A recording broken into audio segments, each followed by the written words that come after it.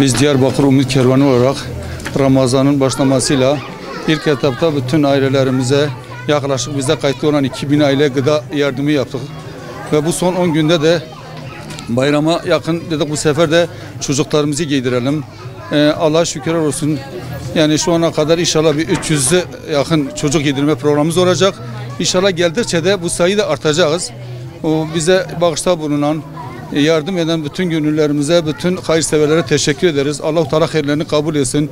Bu bayramda bu çocukları sevindirdiği gibi Allah-u Teala da öbür dünyada onları sevindirsin.